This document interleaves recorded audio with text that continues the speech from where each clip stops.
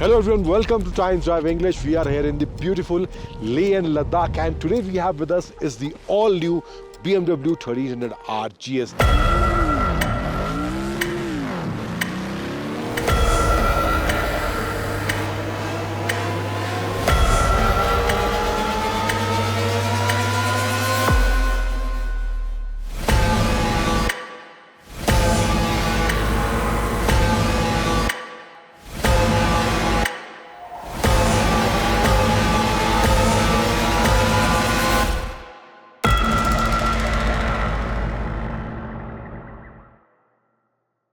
Now this new 1300 GS will be replacing the 1250 GS, and BMW has improved this bike a lot in terms of features, in terms of ride handling capabilities. So what all BMW is offering in this new adventure bike, that's what we're gonna talk about in this video.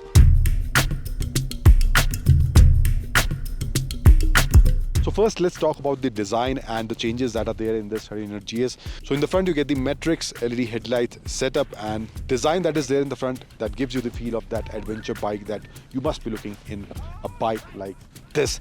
Then the branding of R1300 GS is on the sides, and you get the front forks. Now there is one new addition or one new element that BMW has added in this, which BMW is calling telelever, which will help in better ride and handling of this 1300 GS. So that one major change is also there in this new bike, and there is an option of GS Trophy version variant in this bike also, and there is an option of 719 variant in this bike also, and there you get the ADAS features in that top variant. Now the engine has also changed. It gets more power, more torque than the 1250 GS, and the power is around 143 bhp and the torque is around 149 Newton meters. So that's what BMW is offering with this new engine in this 1300 GS. And over here you get the chrome finish on the exhaust note, and there are also some black element on the rear end of the exhaust note. So the tire size on the front is 19-inch 120 section, and you get the dual disc brake setup in the front wheels and the BMW brake calipers, and the rear tire size is around 17-inch 170 section. So that is what BMW is offering in terms of tire size in this 1300 GS. So BMW has made some changes in braking also. Previously it used to get partial integral ABS system. Now it gets the full integral ABS system, which will provide you better braking. That's what BMW is claiming in this 1300 GS. Now the GS Trophy version get the golden spoke wheels, and this version get the black spoke wheels in this bike. Now from the rear you get the tail lights in the indicators, and I'll just turn on the indicators, should get better idea. This is what it looks like. We've already seen this kind of setup in the Royal Enfield, new Royal Enfield Himalayan. Now moving towards the seats, overall length and width of the seat are really good, and you have the option of 850mm, but when the bike is stationary it will come down to 820mm. So that is what there in terms of seat height, in the riding height, that BMW is offering in this bike. And over here you get the controls for this instrument cluster, same rotary dial that we've already seen previous bikes of BMW, and you get the menu button from here. You can control the windscreen height of the windscreen, which you can control electrically, and you can adjust it according to your height, according to your position where you want it. You can also set the levels of different grip rating, and there's option of turning off traction control and off dynamic traction control, and also you can adjust the dampening of the bike from here. And there's also one new major change in terms of hardware that is there in the rear suspension of this bike, that you get the option of adjusting the dampening of this bike, but along with that you can also set the spring rate along with the dampening in the rear suspension. So that is what BMW is offering in this bike. Now there's also a new addition over here. You get the slot or the space to keep the key, and you can turn on the bike while the key is in your pocket or in this area over here that BMW is given. You can also keep your phone and some small stuff over here, and you can just turn on the bike without using any physical key in this bike. So that is also one new feature in this bike. Now that is what BMW is offering in this 1300 GS in terms of features, in terms of design changes, in terms of power, and also in terms of some hardware changes that BMW has made in this bike. Now let's move towards the ride and handling part, and also how it performs, this new 1300 GS. Let's talk about that.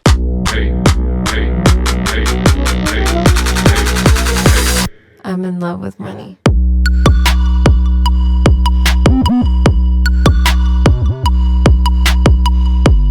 Now let's talk about the performance, ride and handling aspect of this new BMW R 1300 GS. But first, let's take a look at the specifications. The new BMW R 1300 GS delivers impressive performance, making it a thrilling ride for enthusiasts. With ample power and torque, it's well suited for the diverse terrains this bike is designed to conquer.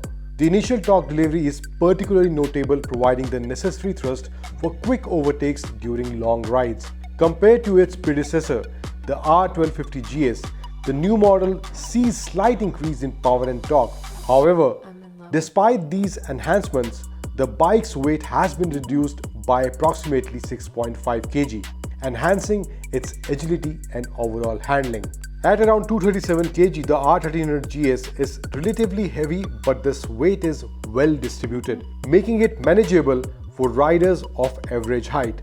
However, when the bike is standstill, parking and maneuvering the bike can be a bit challenging, particularly for riders around 5'6" or 5'7" due to standard seat height of 850mm.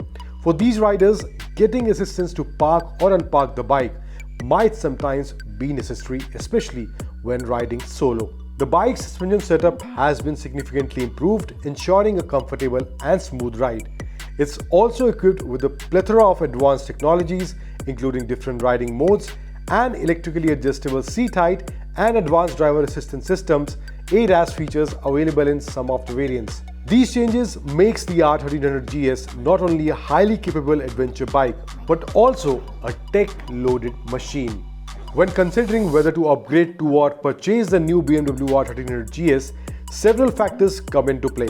Firstly, it's ideal for adventure enthusiasts who frequently embark on long trips. Secondly, while the bike is manageable for riders of average height, those around 6 feet or taller will find it slightly easier to handle. Lastly, the R1300 GS comes with a premium price tag, so the budget considerations are important. However, for those who can afford it, this motorcycle offers some of the best engineering and features available in its segment, making it a worthwhile investment.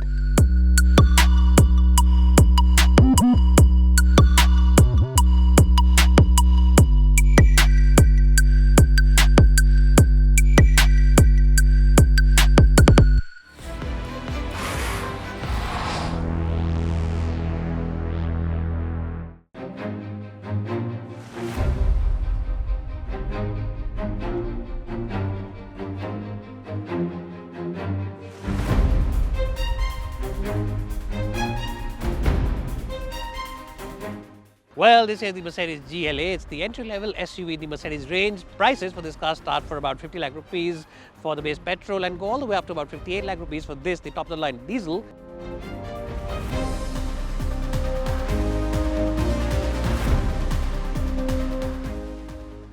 Now, officially, this car takes on the likes of the Audi Q3, the BMW X1 and the Volvo XC40.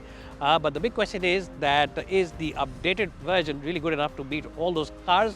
Now, what are the big changes? Well, on the outside, on the face, you get this new headlamp design where you get this eyebrow-like treatment on top of the lamps, and of course, you also get a slightly modified grille up ahead. But apart from that, it really is very difficult to tell what is very different on this car from the outgoing version. From the side angle, if you see, you'll get a completely different set of alloy wheels, and these alloy wheels are in the shape and design of the AMG version, so it really looks very stylish and looks very posh.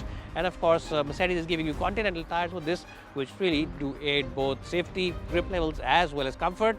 And at the back, more or less the design is the same. You get the same design for the tail lamps which you got on the outgoing car.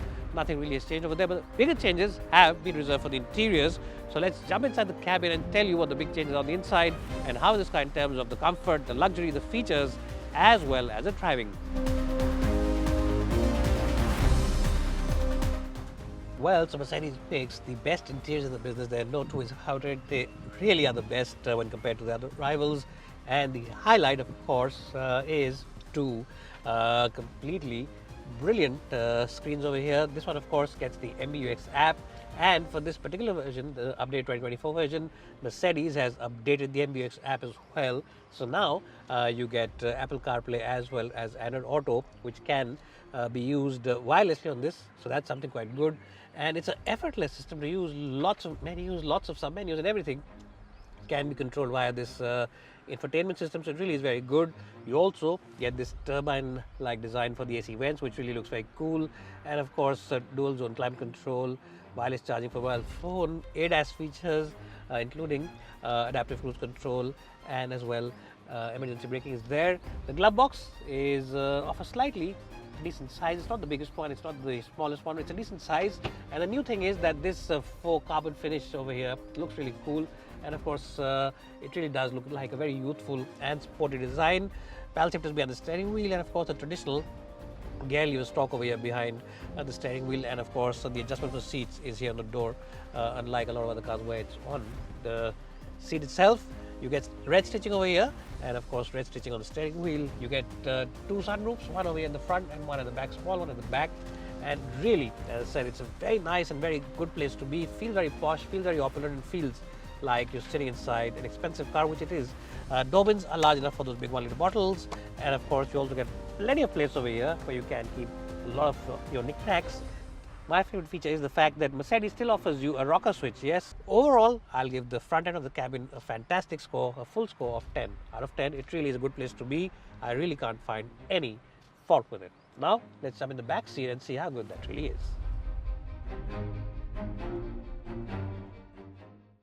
Well, so I'm in the back seat now of the Mercedes GLA, and even though this is the most compact SUV in the Mercedes range, there's nothing really compact about it in terms of space, and by that I mean that space is available in generous at the back.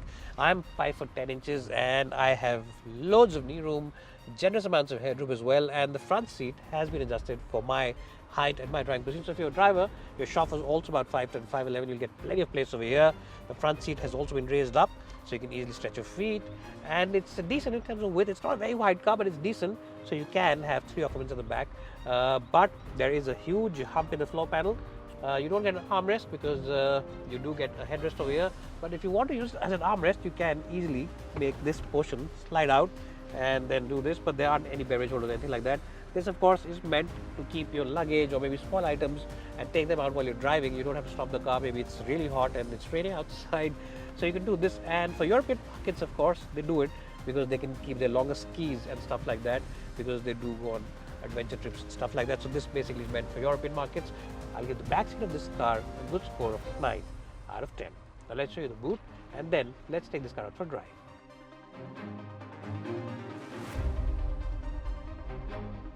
Well, let's quickly show you the boot of this car. Now, the best point is that it's a powered tailgate, as you can see over here, this button, so you don't have to use your effort. It's a Mercedes, it's an opulent car, so you really shouldn't be using too much of an effort. Now, the flooring of this car isn't very high up. It's not a very high set car, so it's quite good because you can easily heave in those big bags and big boxes without too much fuss. There's absolutely no loading sill, which really makes it a very easy car for those airport transfers. All you do is get your trolley, keep the bag without any fuss, and take that trolley inside or get it outside. And the shape and size also is decent. It's not the biggest boot, but it's quite good and generous in its own right. I think we should give this car's boot a respectable score of 8 out of 10 considering all the factors. Now let's take this car for a spin and tell you how it is to drive, but let me show you how it closes, because you just press this button over here and don't have to do anything. It shuts on its own. Well, so now I'm driving the Mercedes GLA. Now this car comes with 2 engine options. There's petrol and there's also diesel, which we're driving today. Yes, diesel is still available. Mercedes is one of the few manufacturers who's still pushing diesel, and that's a good thing because a lot of car makers have stopped giving you diesel options, but Mercedes knows that customers who travel a lot, who travel on long distance journeys, still prefer the punchy mid-range of a diesel and also the fuel efficiency as well. Now this is a 2-litre diesel engine and it makes about 190 bhp, so it is quite a powerful engine, and it also makes 400 Newton meters of torque, which again really is quite a good figure, and all that power is transmitted to the wheels via 8-speed automatic gearbox. Yes, it's not a 6-speed, not a 7-speed, but an 8-speed automatic gearbox, which really does make it one of the best gearboxes out there in the market. What you also will appreciate about this car is the fact that the gear shifts are really very quick, and it takes barely a millisecond before you do this over here, the pedal shifter, and the gears actually do shift. So it really is a fantastic gearbox in that right as well. So that's something you've got to be careful, because in case you're doing faster speeds, you're doing illegal speeds, you might get a challan at home, or the cops might stop you with those radar guns, and then you might have to pay a heavy amount. So be careful when you're out on the highway with this car. Keep looking at the speedometer and keep checking what speed you're actually doing, because this car does mask its speeds. very well indeed. Overall, I think in the driving department, I'll give this car a very good score of 9 out of 10. No major areas of complaint. Ride comfort is good, driving dynamics are good, it's a punchy and powerful engine, and just in general refinement levels and even the acceleration is very good. Now let me stop the car, give you some pros and cons, and then tell you whether you should consider buying it or whether you should consider buying some other rival of its.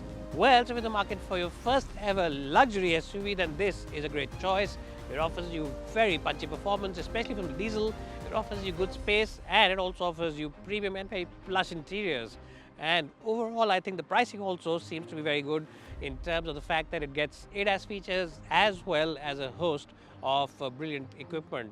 So, in short, if you're in the market for this kind of car, then definitely keep the Mercedes GLA on the top of your shortlist. It's bye for now, and thanks for watching this video.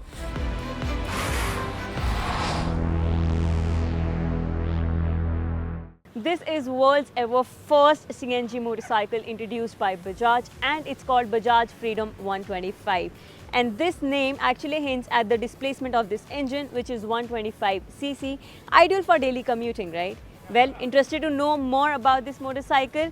Anyway, you don't have any choice, because this is what I'm going to tell you in today's video, because you are watching Times Drive English, and it's me, Pavni, and it's my brief walk around with this motorcycle. Let's begin.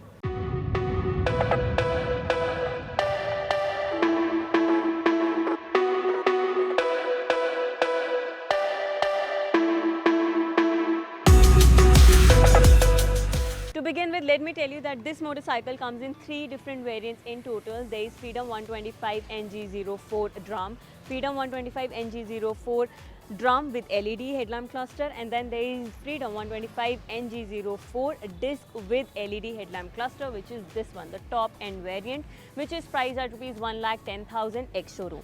Now coming to the front facade, this one comes with round LED headlamp cluster because this is the top end variant. Then you'll see the strong suspension setup with Freedom branding on it. You'll get to see the solid mudguard and the front tire. Speaking for the measurements, this one measures 17 inches with 90 section. The rear tire, on the other hand, measures 16 inches with 120 section. Now, if you are in the rider's position, one thing that you'll see is the solid handlebar, which also comes with a lot of physical buttons. And the most important one is on the left side, because you'll get to see the toggle button to switch between petrol as well as CNG. There are a lot of other physical buttons as well. There is one for indicators, and there is one for the Bluetooth connectivity, because here the LCD screen that you see is actually a black and white LCD console which comes with Bluetooth connectivity. Well, as for the handling, this is something that I should comment on when I'm actually riding this motorcycle, but what I can talk about is definitely the side profile. If you look at the tank, it's really very chunky, and one major reason is of course the built-in CNG cylinder, which is why it looks a little bit chunky from here. There is this common fuel tank for both petrol as well as CNG. The petrol tank comes with a 2 liter of capacity, and the same goes for the CNG cylinder. It comes with 2 kg of capacity. On the side profile, the first thing that you'll notice is a protective cage for the CNG cylinder, and I'm going to show you where it is exactly located in a while. Let me talk about the other elements right here. With this bike, you get the linked monoshock suspension in the rear, you get footrest, you get sari guard, and you also get additional hooks to carry your luggage, because this being a commuter motorcycle. Now let's have a look at the rear end of this motorcycle. There is a solid grab handle, and there is a very sporty look on the rear end of this motorcycle, which personally I really like. You'll get to see the indicators as well, and there are reflectors installed on this motorcycle as well, which actually adds to the little bit of safety feature whenever you're riding this motorcycle. Other than that, you also get 11 safety features in total, as the company claims. So this is safety proof as per the company. As for the figures, so you get 9.3 bhp of power out of this motorcycle, and it also generates 9.7 Newton meters of torque. Now coming to the fuel efficiency, you can actually ride it up to 60 to 65 km per liter, and as for the CNG, you can actually ride it up to 102 to 105 km per kg. Comes at a starting price of rupees 95,000. What do you think of this motorcycle? Let me know in the comment box. Since I promised it was my brief walk around, what do you think of the looks and design? Let me know that as well in the comment box. And like I promised, let me show you where this CNG cylinder is located.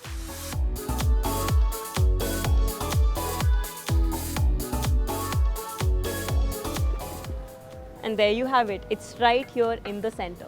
And for more such videos, all you need to do is stay tuned to Times Drive English.